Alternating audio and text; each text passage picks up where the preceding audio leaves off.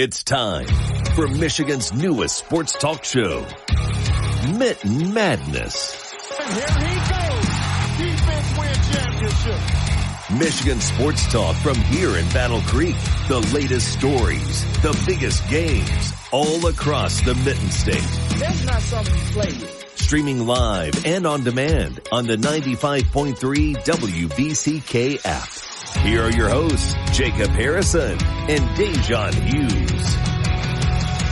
Well, hello and good morning. This is Mitten Madness on 95.3 WBCK. Jacob Harrison and Da'Jzon Hughes. We're set to talk Michigan sports for the next hour. DJ, what the hell happened to this January of a lifetime? The Lions are eliminated. The Pistons haven't gotten more than 2 games above 500. They suffered a couple of losses. The Red Wings suffered a couple of losses. Michigan still feeling the effects of that Minnesota loss because they've only played 1 game since we talked about that. I don't know. If you're a Spartans fan, you're still feeling pretty good. Everybody else is a little bit like, what the heck, man? 2025 was supposed to be a little bit nicer to us than it is. But here we stand. The Detroit Lions eliminated from the NFL playoffs last week by the Washington Commanders. A rough second quarter kind of spelled their fate there. We'll dive into that here in just a little bit. But thankfully for Da'Jzon and myself, we're not total Michigan fans. You're at least a Wolverines fan, but I'm not a fan of anything over here, just a sympathizer. So, my burdens lie in the fact that the Steelers also got eliminated from the playoffs, but that was a long time ago. And, I don't have teams anywhere else. So I'm just rooting for you guys, but I don't feel any pain when you guys do. So I'm fine. DJ, how are you doing, man?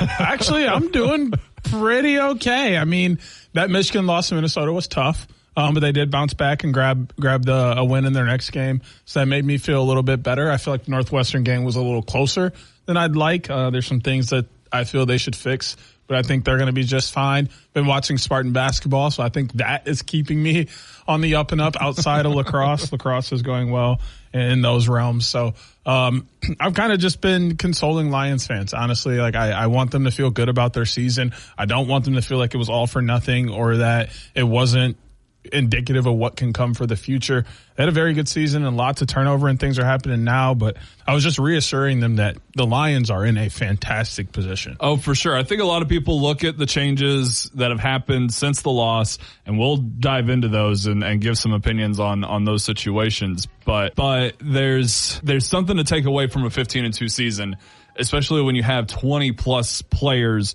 just on the defensive side of the ball alone who end up on IR or injured in some capacity. I mean, you had a cornerback break his arm on like the 5th play of the game. Like that's the luck that the Lions have been dealing with as far as injuries go on the defensive side of the football. So that makes it very difficult. But you take a 15-2 season and you look at that and you say that's the best season in franchise history, back-to-back division champs, and really and truly luck got in our way before, the team themselves, the players themselves got in the way and led to the loss. But you don't want to make too many excuses. But that said, DJ, watching that playoff game and the Commanders put up 45 points and the Lions just 31. What went wrong in that game in your estimation? Why the Lions did end up losing that game? I think it really came down to mistakes in the early part of the game. Some of them were mental, flags and drop passes, those kind of things. Obviously turnovers, fumbling the ball and throwing interceptions is not going to help you win a game.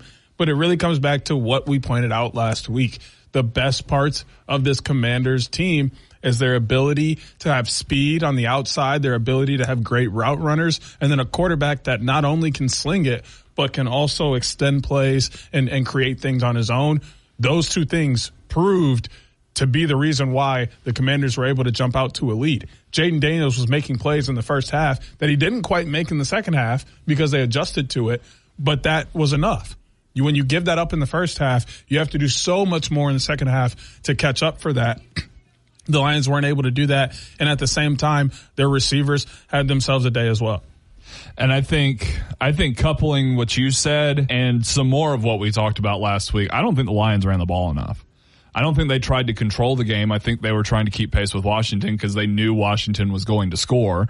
That prolific offense taking on a depleted defense kind of spells a recipe. But instead of shortening the game, the Lions tried to keep pace, and that's where you fell into the turnovers. That's where you fell into a situation where Jamison Williams is throwing an interception, and Jared Goff now has to put the entire team on his back, and he throws 3 picks. The Lions are not designed for that. They score a lot of points. They can be flashy in the passing game, and they do a lot of trick plays that work. The other Jamison Williams trick play did work, 61-yard rushing touchdown.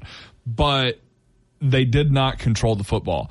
Jahmyr Gibbs, 14 carries for 105 yards and 2 touchdowns on the ground. Those are great numbers, but it should have been inflated. There should have been more touches for Jahmyr Gibbs in the running game because they did get him 6 catches for 70 yards, and that's fantastic. But Jahmyr Gibbs having such a big game when he could have had an even bigger game, that's what worries me. David Montgomery off the injury, just 7 touches for 28 yards. That's not a winning formula either. So I think it really came down to the fact that they did not take advantage of the fact that Washington has a bad run defense. They did not control the football in that regard, and it led to the situation where you give up 28 points in the second quarter and you can't come back from that because now you have to throw the ball all over the yard, and while you're good at it, you're not designed to do that. This is still a ground and pound team, and not to mention, you have to deal with Goff leaving the game for a short period of time and whatnot after an interception. Like these are just situations that you can't control. But one thing you can control is whether or not you're going to run the ball. When you're running the ball effectively and then you choose not to do it, that's where you start to create problems for yourself. That said, I don't think it's necessarily all Jared Goff's fault. I think a lot of people pointed in that direction, especially some very fair weather and not very tuned in fans. Jared Goff had the worst playoff performance of his entire football career. If you go back and look at Jared Goff's stats in the playoffs, the only other game that he ever played poorly was a playoff game. I think his first playoff game he played poorly in, and the Rams lost. And then he didn't have a good game in the Super Bowl against the Patriots. Nobody had a good game that day. Nobody on either side of the team, either side of the ball, played well in that Super Bowl. So Jared Goff is exempt from that one. This was by far the worst that he has played. But I don't think that necessarily is indicative of what's to come for Jared Goff with the Lions, especially without Ben Johnson, who is out of here. He's headed to Chicago. We'll talk about him taking that job in just a second. But I mean, some fans do feel like Jared Goff might not be the answer. DJ, are you in that boat? Does this game concern you that much? Or are you taking the full body of work? You have to look at the full body of work. You're missing how many people? How many people are on their injured reserve from your team? On defense. There ain't none on offense. It doesn't matter. Who wins championships? Steelers fan? Oh, trust me, I know. So you can't win without a defense. Sure, your offense is potent and they score lots of points, and a lot of the blame gets put on coaches and quarterbacks. But at the end of the day, there are 11 people on the field at a time. There are 53 men on a roster for a reason. Everyone plays a part. And the fact that they didn't have all 53 people available to them plays a part. So no, Jared Goff is not, you don't need to fire Jared Goff. You don't need to trade him, get rid of him. You just need to be patient, allow your team to get healthy, and see what happens. I don't have a shadow of doubt in my mind that if half of the guys off the Lions defense were healthy, they win this game. For sure. That plays a huge part. Let Jared Goff and the offense breathe and look forward to what's going to happen next year and hope that, the coordinators is now the big question for this team. I think the players are fine. You got to start looking at the coaching staff again.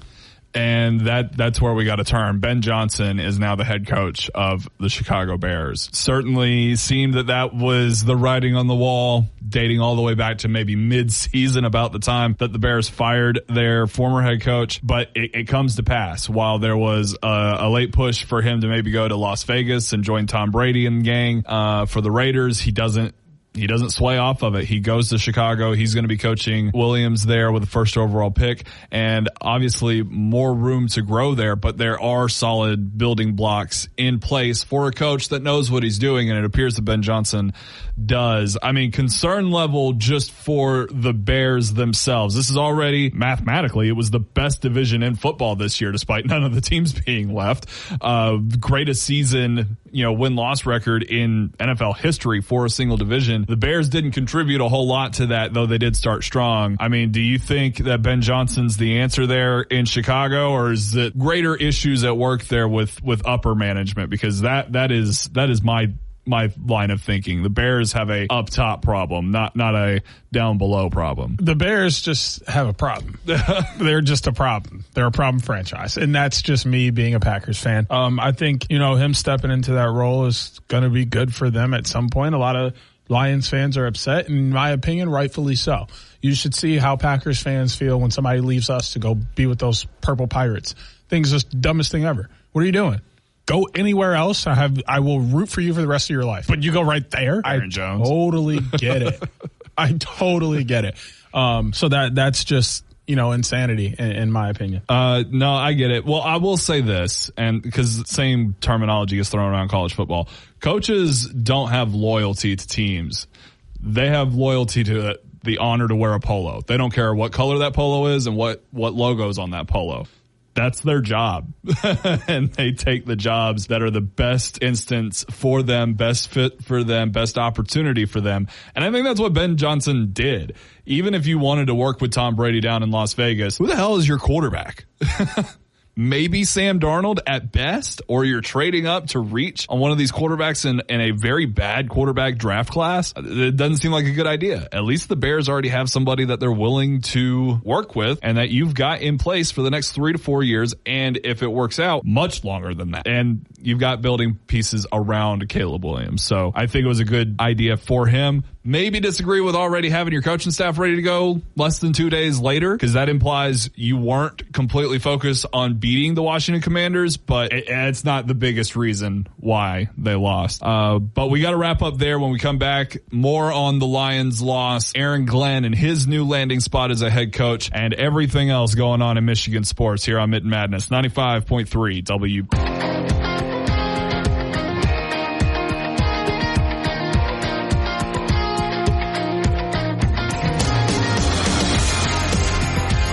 Here on Mitten Madness 95.3 WBCK, Jacob Harrison and Da'Jzon Hughes. Do want to get to some reaction from the national championship here in just a bit, but two things I want to touch on real quick about the Detroit Lions. First of all is defensive coordinator Aaron Glenn taking the job with the New York Jets to be their new head coach. Glenn was, I believe, the 12th overall pick in the 1994 NFL draft. Wow. That sounds crazy to say out loud, being I was born in 94. But he'll become the new head coach there. He played there for a handful of years. What do you make of the destination there for Aaron Glenn with the Jets? They don't even know if they're going to have Aaron Rodgers back or not. That's all right. It's okay. It's fine. You don't need Aaron Rodgers back. Got Aaron Glenn. I'm kidding. I'm kidding. You don't have Aaron Rodgers, though. I'm hoping Aaron Rodgers comes back. I would love to see the Aarons at work. I think their offense has a lot of good pieces that their coaching staff didn't really know how to use last year. Like you watch them in some situations that they lost some of those one possession games, and you're looking at the play calls that they made in their last few possessions, and you're like, are they not trying to win? How do you have Devontae Adams with the quarterback who he probably has the most chemistry with ever in his life not throw him a pass on a single drive? Like, he went the whole drive, didn't throw him a pass. That's insane. You're trying to win a game. You're not throwing to your best receiver? Garrett Wilson, barely touching the ball. You're not throwing to your second best receiver? That was a more severe case. He would force the ball oftentimes to Devontae Adams. Garrett Wilson just straight up wouldn't get targets. You got to find a way to fuse all that together. I think Aaron Glenn will be able to scheme things specifically for certain players. I think he'll also be able to help with some of the locker room and ego and like those kind of things that are going on there as well. The more important part is they just have to keep that defense intact. The defense has been good and it's kept them in games. If they're able to keep that defense playing the way they have been, adding Aaron Glenn and his amazing mind to what they have there, this could easily become a very dangerous team, not only in the NFC or AFC, but just in football in general. I'll say I'm more concerned. I'm not convinced Aaron Rodgers returns for Aaron Glenn. I think Rodgers would have wanted an offensive mind. And what's Aaron Glenn going to do at offensive coordinator? I think those are two very big things. And if you don't get Rodgers back, then you have to figure out the quarterback position immediately. And this is the worst year known to man to have to figure out that situation, because there are not enough to go around for the 2025 season. So I hope the best for Aaron Glenn. He's a fantastic coach. I think his abilities as a head coach are very similar to Robert Saleh's. So I don't know what the difference should be here for New York, especially if they don't have Aaron Rodgers, who couldn't get more than 5 wins out of this team this year. High hopes, low expectations is mine. Second thing, Detroit, we kind of touched on this. Detroit had the best season, regular season, in franchise history, 15-2, and then a disappointing exit out of the playoffs. DJ, both of us have been fans of very prolific franchises our entire lives. We've done this multiple times where we've seen our team have a ridiculously good season on par with the caliber of what the what the Detroit Lions put out this year, only to see it get dashed. I mean, hell, my team hasn't won a playoff game in now 8 seasons, despite not having any losing seasons. You tell me which is the worst scenario to be in, Lions fans. What's your advice to Lions fans as we head into this offseason with a lot of change and hoping to do the same and continue to keep the optimism that the Super Bowl window is open and that they can still make a run for it next year? Breathe. Just breathe. Just breathe. That's it. Just breathe. Take it from one day to the next. Take a big exhale and be calm. I know there's a lot of questions with all the turnover. I know you're wondering what this roster will look like with all the injuries and draft coming up. I know you're wondering who your coordinators are going to be. Just breathe for now. You actually aren't in control of any of that, by the way. As somebody who took that the hard way, learned that the very hard way, I'm not in control of anything that this team does, even though I'm a part owner of my team. I don't get to say anything. So don't allow it to consume you. I know it's hard to kind of look over that. I know it's hard to push that to the side, but realistically, breathe in this moment and know that your fans or your organization is in a great spot. Yeah. You have all the pieces you need on both sides as long as they're healthy. You have a great head coach. You have a front office who believes in not only the head coach, but the team that is there as well. And they're creating an atmosphere for fans to enjoy being outside of Ford Field, being in the city, and being around each other. So you're headed in the right direction. Breathe for now. When those coordinators get hired, that may be time to have questions. That may be time to panic, depending on who's brought in and how things may shake up. It might also be your reason to celebrate. Yeah. You just don't know it exactly. yet. You could also celebrate. But for now, I think you look back at the season for what it was, enjoy the highlights of it, look back at the parts that weren't good and go, okay, I hope we address these. Maybe you put those things out on social media for the team to see, because I'm not going to act like social media teams don't see what fans say. They see it. Some of that stuff is relayed back. So if you have some strong opinions, put it out there. Maybe it gets back to who you want it to get back to, and they make some of those changes. But you just got to know your team is in a great position and to be patient. Yeah, I will say this. As long as Dan Campbell is the head coach and Brad Holmes is the GM, you really don't have anything to worry about. Those two are very good at their jobs. And I overheard a conversation at the Speedway the other day. No, you should not be thinking about the end of the Dan Campbell era just because of two poor actually, this is the only poor performance they've had in the postseason. The circumstances around that were uncontrollable were too much to overcome. And you'll find more often than not in the NFL, that's why you can't win a championship. And that's why it's so damn hard. And why what the Chiefs are doing is so annoying is because they make it look so easy. And why for 2 decades the Patriots did it and they made it look too easy. Those are outliers. You could strive to be that as much as you want to be, and you can play with all the heart in the world. Sometimes outside factors become inside factors that you cannot control. I'll say this, and it's not the most comforting thing I can say, but as long as those are the front two guys you've got running this organization, you're not going to be bad. You're going to be in the postseason every year. If the floor is being what the Pittsburgh Steelers are right now, Lions fans, you should be ecstatic. You can tolerate that for a decade. Even if I understand the frustrations of not winning a championship, but if you went 10 years of 10 plus wins, making the postseason and always having that hope that, hey, this is going to be the time that we get to do it. Trust me, as a fan of a team that is in that situation, it's better than the alternative. It's better than being where you've been for the past 90 years, dog. So, I'll take that any day of the week. And that is the basement of what this franchise is capable of in this era.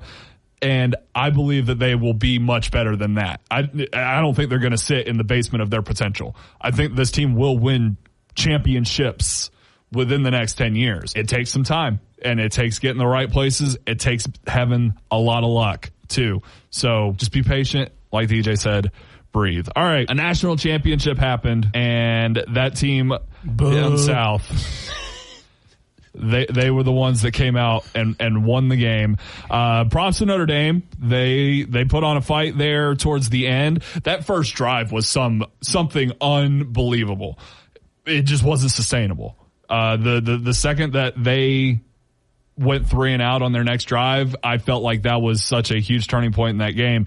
But they fought back, and they had an opportunity there, missed a kick that would have been a huge difference maker. Other people would say you should have just gone for it on 4th down. You had enough momentum behind you, and the clock was on your side.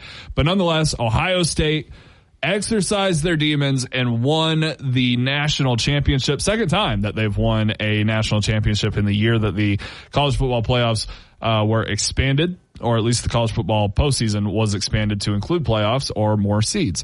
Interesting little nugget there for you to carry on for the rest of your life that I know you will not enjoy having because you're a Michigan or Michigan State fan. DJ, your reaction as a Wolverine fan to the Ohio State Buckeyes doing it again. You know what I did? I laughed at Ryan Day. Because how are you going to get up there and say, we would have played the champions from last year, then it's pretty clear who would win. No, it's not. You really said that? That's weak sauce. I'm not going to lie. Bruh. Like, listen. The only team that gets to say that is the 2019 LSU Tigers because they'd butt the floor with everybody. Congratulations. Congratulations, Ryan Day. You have finally done something with your career. Your job is somewhat safe. Yeah. But you still haven't done the most important thing to everybody in the state of Ohio, everybody who's ever worn scarlet and gray. You've not done the most important thing as the Ohio State football coach. Beat the team up north. You ain't done it yet. I disagree. All right, you did it a few times when Michigan wasn't good and they were clearly on the down and down. But now that they've been up, where you been at? Yeah, you can have you can congratulate yourself. You can be happy. You can celebrate because you just did something phenomenal and you deserve that. But at the same time, don't go out slandering somebody else you didn't even beat this year. Michigan fans, look, just let them know. Okay, congratulate them is fine. Just don't go out and try and discredit their national championship. You can say whatever you want, but they earned that fair and square. I'll agree with that. As a champion, you should never disregard somebody else's championship. No matter how much controversy might surround it, I don't think that's the right thing to do. I never saw Ryan Day do that. If he really did that, that's messed up. Shouldn't do that. And Ohio State fans shouldn't do that, and Michigan fans shouldn't do that either. At the end of the day, Ohio State had arguably one of the most impressive postseason runs we've ever seen in college football. They were dominant. They earned it. But I disagree with a lot of what you said, and we're out of time in this segment. So I will present my case to you, DJ, that I know you've been waiting on since before the show started, about how you should actually approach this entire situation as a Michigan fan, as somebody who's been on the Ohio State side of this argument. We'll talk about it next here on Mitten Madness, 95.3 WBCK. Safe. Detroit sports fans, Wolverines and Spartans alike. This is your sports show, Mitten Madness, with Jacob Harrison and Da'Jzon Hughes on 95.3 WBCK.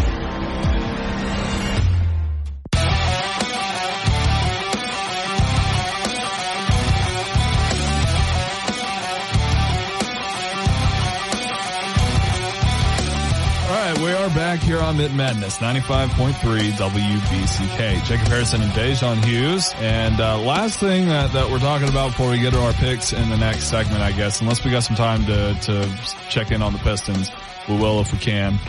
This is the short segment. DJ, I disagree with the premise of telling Ohio State fans, yeah, good job, but you did not beat us. And the reason why is because winning national championships is the only thing that matters. Rivalry games do matter. And I don't mean to insinuate that it's lesser than because of the events of how things turned out. You deserve all of your roses as a Michigan fan for the Wolverines beating the Buckeyes. Not once, not twice, not 3 times, but 4 straight times. And especially in a season in which Ohio State won a national championship. However, my caution to you and every Wolverine fan is not to do that and then get in the habit of it, right? Now, some of this stuff is out of your control, but it's happened as an Alabama fan a couple of times where Auburn beat Alabama. Alabama still won the national championship. And that little brother in the back of your Twitter feed or whatever social media you're using these days, jawing at you because, yeah, you won a natty, but you didn't beat us. It's little brother behavior is my caution. You do not want to be little brother. And that is what that behavior is. The game matters. Winning the game matters. And you should brag about it all the time. But you got to be careful because there is a little brother behavior to discrediting their national championship because you won the game. They won the national championship because you won the game. They basically said it themselves because, we're such a strong team, we overcame adversity. They already acknowledged that whole situation. I'm just cautioning against little brother behavior. I'm not saying it is the first time you do it. I'm not saying that you guys are little brother. I'm saying it can be little brother behavior if it becomes a trend. Listen, the difference is Auburn ain't Alabama. They don't really compare. For the most part, Alabama spanks Auburn around consistently. Right. That's not the case in Michigan, Ohio State. That's not the case in Army, Navy. Let Navy go win a national championship and Army beat them that year. What do you think Army's going to say? My point is for Auburn, the only thing that matters is the Iron Bowl. Not winning national championships. I totally get what you say. For teams like Alabama, Ohio State, and should be Michigan, winning national championships matters. You win the game on the way to the national championship. You got all this wrong. I don't. We're not saying that their national championship doesn't matter. We're not saying that they didn't earn it. We're not saying any of that. At the end of the day, when we talk to each other, the only thing we're really referencing is the game. Right. You didn't win it. Right. So you can't say nothing to me for a year or I'm going to say you didn't win the game. Right. And actually, you haven't won for 4 years, which is like what? Like 2,000 something days? That's way worse. That's the point we're making is look. And that's fair. When it's you don't want to get in a trend of it. I don't think it can be a trend because it bounces back and forth so much. You know what I'm saying? Like the only way I could see that is if Michigan goes on a run like they did, Ohio State did, like 10 straight years. And then Michigan doesn't win another national championship in that time, but Ohio State wins 2 or 3 more. That's exactly what I'm saying. Then that's a problem. But I don't see that happening. That's a realistic possibility. It is not a realistic possibility. You're not going to tell me that as a Michigan fan because it's not. Just saying. It's not. Michigan is 2024 was a rough season. Yes, you've got to recover from that right now. Listen, Michigan's back on the up and up. They are. So we're the team I'm talking about. We're not too concerned about. Like, listen, at the end of the day, do we want to win national championships? Yes. But in a season like this one, you take what you can get. 1, you take what you can get, and 2, y'all talked all this crap. Y'all went and got all these players. Y'all were ranked so much better than us. Y'all have been playing phenomenal football all year. Like, all these things were stacked against Michigan. It's almost like we were an underdog this year, like a true underdog. Right. I don't think so going into the game. Because I don't think any rivalry game ever really has an underdog unless it's a situation like Auburn, Alabama, Oregon State, where like there's one team that just dominates. It's not the case with Michigan, Ohio State.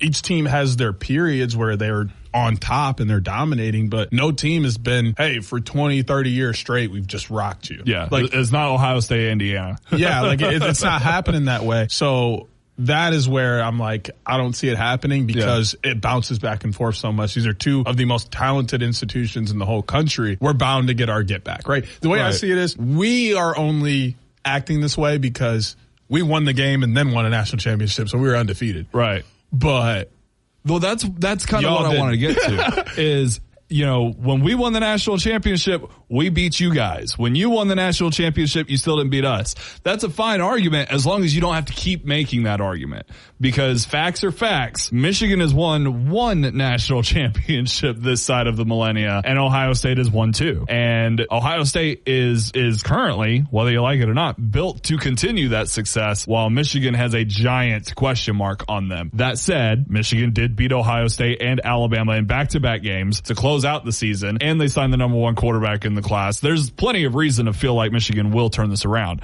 I'm just saying, like, the similarities I see there is, right before Alabama's dynasty started, Auburn had a 6-game winning streak against Alabama. Is the only thing they could talk about. They never won a national championship in that period. They got close one time. They kind of got screwed out of it, to be honest with you. But then the years come through and Auburn wins a national championship, and then Alabama wins 6 of them. And anytime Auburn won an Iron Bowl, it was more often than not swept away because Alabama would win it all. And that's the thing I'm cautioning against. Is if that's the only argument you can lean on is, hey, we beat you that one time, you get a lot more rewards for winning national championships than you do for one singular rivalry game. It's not to say that the rivalry game does not matter and that it is not important. I'm just saying perspective, circumstances, all those types of things play into it. And if certain trends extend for too long, you become little brother in a rivalry, no matter what the actual record of the rivalry is or what. It's all about optics. And the way that you present your arguments can lead to negative optics on you that you didn't even intend. You were just trying to defend yourself and be a fan, right? You just don't want to do what you're having to do this season over and over and over and over again. So I caution against the argument extending past this season. That's my cautionary tale to you all. Just don't be Auburn. We ain't worry about all that, big dog. Like, I'm telling you, Michigan is in a good spot. Like the one thing that I think makes this different than some of those other scenarios is that Michigan just won a national championship. So they're going to be getting completely different team. I understand what you're saying, but that doesn't change the thoughts of kids who are coming up now. Right. They see you win a national championship. They see you beat your rival. They want to be there. True. You're winning. True. You're winning important games to them. So that, I think, is the difference. Is like Michigan isn't far behind Ohio State. They're not like chasing. There's no real chance for them to be little brother because kids want to come there. Good kids want to be there and play because of what's happened over the last 4 years. Now, if this is a fluke year, like I think it was 2012. 2011, Michigan won over Ohio State and had no business beating them. But they also that year were like 4-6 or something like that. Like, we don't have any business saying anything to them if they go and win the national championship. Shut your mouth. Don't say a word. But this year, like that was a vital game for us. It helped us lock in, a bowl game, a significant bowl game that we went on to win afterward too. So I think there's a few things you have to really look at and pay attention to. And the main thing is the recent success. But I do hear you. Yeah. And my biggest thing is don't discredit them. Yeah. Tell them congratulations. Tell them they earned it. But just be like, hey, when it comes to the game, don't say a word to me. Right. And I'm all good with it. That exactly how you phrase it is exactly what I'm okay with. And again, you beat Ohio State and Alabama to close the season. It's not, no matter how bad the season was from weeks 2 to 11, you know what I mean? Those last few weeks were really good for Michigan football and the future of Michigan football. We just kind of have to see it all come to fruition. But the way you phrased it there at the end, that's exactly the way to approach the situation as a Michigan or Michigan State fan. Sorry, but you guys kind of already are little brothers. So maybe heed that call a little bit better because exactly what I described is what Michigan State does to Michigan. That's just an unbiased guy over here. Just observations. Let's get to picks next here on Mitten Madness, 95.3 WBCK. 95.3 WBCK.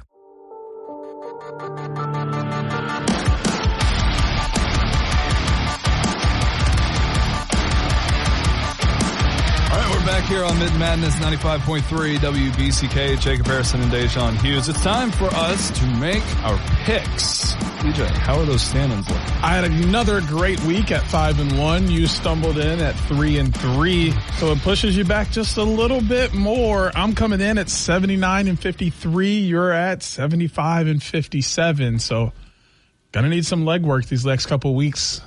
to make things pop. You know, I'll say this. At least we both have solid records, very respectable records. Not quite 3/4 of the time. You know, that'd be great, but it is what it is. I'm not winning this time. No, 2 times in a row, DJ's going to get me on these picks. It is what it is. Let's get to it. Detroit, the Pistons, that is, are going to be on the road tonight to take on the Orlando Magic. 2 evenly stacked teams that are 1-1 against each other on the season. DJ, who you got in this one, Detroit or Orlando? This one's tough because, I mean, Jalen Suggs and the Wagner brothers, along with Paolo Banchero, have been fantastic. Obviously, Mo Wagner is now out for the season, but Franz has been spectacular. Cole Anthony, Gary Harris, and Jalen Suggs are all questionable coming to this game. Obviously, Jaden Ivey out for the year. Both 1-1, but they both won the home games, which makes this scary. But I think with the way that the Pistons have been playing recently, I'm going to trust them to win a game on the road. Yeah, it's tough for me to look and see that Orlando is on a 5-game losing streak and that it could be made 6. But dude, the Pistons are in the right state of mind right now. And if Orlando's not and they're losing that many games in a row, you know what? It just might be time for Detroit to pick up another dub. I'm going to take the Pistons. Wow, look at that. Both of us rocking with the Pistons. I love that. We're going to keep it on the hardwood here. Actually, we're going to head over to college ball. We got the Houston Cougars coming in as the 7th team in the country, 7-0 in their conference, 15-3, leading the top of the Big 12. Right behind them, the Kansas Jayhawks, 14-4 on the year, 5-2 in the Big 12, 58.6% chance for those Houston Cougars to come out on top at Allen Fieldhouse with the Jayhawks playing host. Jayhawks 4-1 in their last 5, Houston 5-0. Will the Jayhawks continue to be Big 12 supreme, or is Houston come in and shake things up? I mean, Houston's the one at the top of the Big 12. And I'll tell you this, Houston has been a wild team. They've been very good since joining the Big 12. They have taken to Big 12 basketball like fish to water, man. They get it. They understand how to do it and do it well. I've been wildly impressed with them over the years. So I'm gonna do the thing. I'm gonna stick with Houston to remain undefeated in the Big 12 and get a big win over Kansas. I'm also gonna rock with Houston here. I really like the way that they've been playing. I've gotten a chance to watch them once. LJ Cryer, one of the best guards in the country, knows how to score from all 3 levels and also a great facilitator. And you got Roberts holding things down low for them, really commanding the paint, coming up with 6.5 rebounds per game. I think that they're able to give Hunter Dickinson a tough day while also managing the perimeter. Going to take Houston to win what may be a close one. And that sends me back to the SEC and the number 1 team in the country, credit where it's due, the Auburn Tigers, who are 17-1 on the season. They are playing host to the lowdown dirty snitches of the Tennessee Volunteers. Big SEC matchup between 2 teams at the top of the conference. DJ, who do you got in a huge Southeastern Conference matchup? This one's tough only because Tennessee is one of those weird teams in the SEC where if they have a hot night, you're in for trouble. But the SEC is also one of the toughest conferences to play in the country right now. I think I'm putting the SEC right behind the Big Ten when it comes to basketball talent this year. Big Ten right at the top, SEC right behind them. I mean, you look at how many teams from both these conferences are ranked, and there's a ton of them. Auburn, newsflash, they're the number 1 team in the country. They've only lost 1 game, and they're 5-0 in the SEC for a reason. But Tennessee, they're coming in at 4-2, and their 2 losses are in the SEC, and they're to good teams. Vanderbilt, which doesn't sound like it should be, is going to be a shock to everyone because they have already been playing in some games that has them on the radar.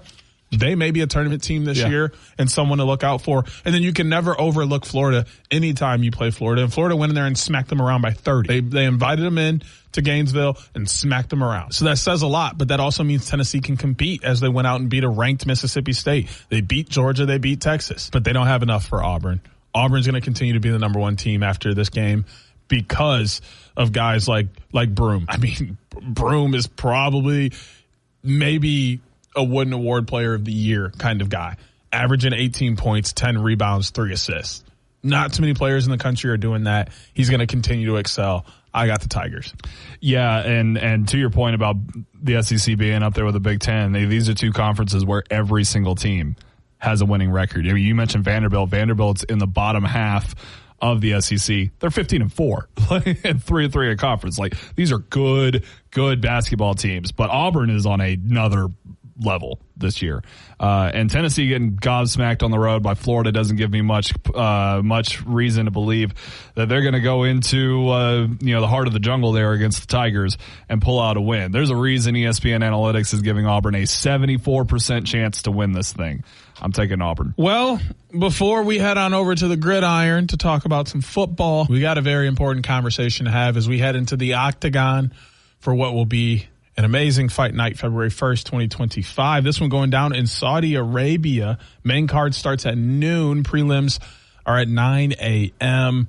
The main fight of the night is the one we're talking about. Israel Adesanya, 24-4 from Nigeria, taking on Nasruddin Amayavov, who comes in at 15-4. Amayavov stands at 6'3", relinquishing a 1-inch advantage to Adesanya at 6'4". Amayavov coming in at 186 in comparison to that 184, fighting in the middleweight. Adesanya is 6 years older at 35, does have a 5-inch reach advantage at 80. He's a switch fighter in comparison to the orthodox of Amayavov. I mean, this one's pretty clear cut at negative 180 on the fight odds, plus 150 for Amayavov. Is the favorite going to win this one, or are we going to get shocked? If Israel Adesanya is in a fight, I'm not choosing against him. It's as simple as that. I like where your head is at. I cannot argue. To be so simple and blunt about it. That's the way it is. Hey, I cannot argue. I like where you're going with this. My big thing is Adesanya is a champ. He's a former champ, and he has some advantages in both reach and height. He may even be a little more conditioned, and he's experienced. He's got, an extra 9 fights on Amayavov. That kind of stuff matters. I'm going to take Adesanya as well. All right, let's see who we think is going to play in Super Bowl 59. We will start on the AFC side, where all eyes will be on the Kansas City Chiefs at home taking on the Buffalo Bills. DJ, it was only 3 years ago and some change that Josh Allen played a perfect game of football and still lost to the Chiefs in the divisional round. This time they meet in the AFC Championship with the right to head to Super Bowl 59. This is the Chiefs' 7th straight AFC Championship game. Their experience, they know how to get there. The Bills have not gotten past them. Can they do it this time? Is it Josh Allen's year? I may 1,000% regret this, but I just can't stand it. I hate the way the league has handled this team. I don't think that their offense has been impressive this year.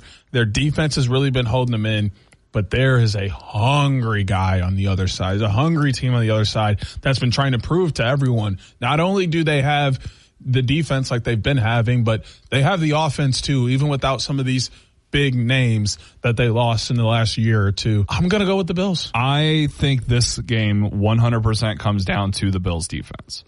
Because the Chiefs are going to play good defense, but Josh Allen is going to come ready to go. Josh Allen has had that aura around him all year that, damn it, it's his time. He's going to the Super Bowl. So I trust that the Chiefs defense versus Josh Allen will be the spectacle of this matchup. But if the Bills defense can do what it did to Lamar Jackson last week, I understand Bills only won that game 27-25. It was tight. It was not easy. But the Bills cannot let Patrick Mahomes do Patrick Mahomes things, especially at the end of the game when this thing is coming down to the wire, and it is for sure going to come down to the wire. I'm going to go with the Bills defense this time around. I think whatever the team chemistry, the makeup of it is, they know not to make the same mistakes they made before. Bills head to the Super Bowl. Well, who's going to be taking them on? It's a decision between the Washington Commanders, who are 12-5, 5-3 on the road, heading on over to the Link. They in Lincoln Financial Field taking on the Philadelphia Eagles, who are 14-3 on the year. They're 8-1 at home. They're giving the Eagles a 63.7% chance to win. The line opened at 6. It stayed at 6. It opened at 48.5. It has now dropped to 47.5. The Eagles are negative 280 on the money line in comparison to plus 230 for Washington. It's expected to be about 38 degrees and partly cloudy at game time. Do the Eagles just have too much going with Barkley and the rest of that offense? Or will the Commanders continue to dazzle the NFL like they have all year? I mean, the last time Washington was in Philadelphia, game of the year type stuff happened, and Washington won. I anticipate it'll be similar, but I also think this time around Jalen Hurts isn't going to leave the game. That was a big factor in that game that Washington won at Lincoln Financial Field during the regular season.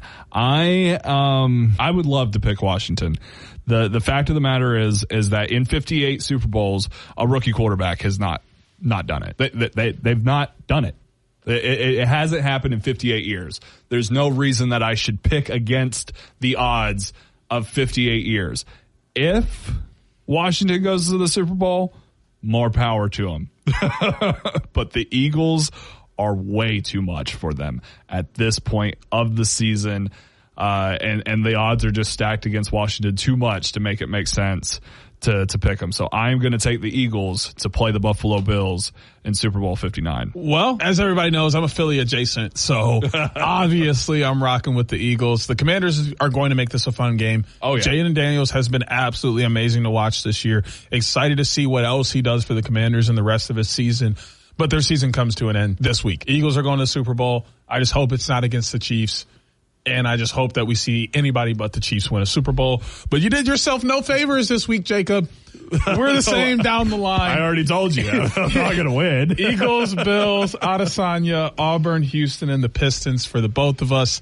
Get us into the weekend, sir. All right, both of those conference championship games are coming at you tomorrow here on 95.3 WBCK. It all kicks off with the Philadelphia Eagles at 3 p.m. Pre-game festivities get started at 2:30. This will also be where you can catch Pro Bowl games next week and Super Bowl 59 right here on 95.3 WBCK. We will see you guys next week. Take it easy. Join Jacob Harrison and Da'Jzon Hughes every Saturday morning at 10 a.m. for Mitten Madness on 95.3 WBCK. Miss the show or want to run it back? Stream Mitten Madness on demand on the WBCK app. Sponsored by AirwayCashforJunkCars.com.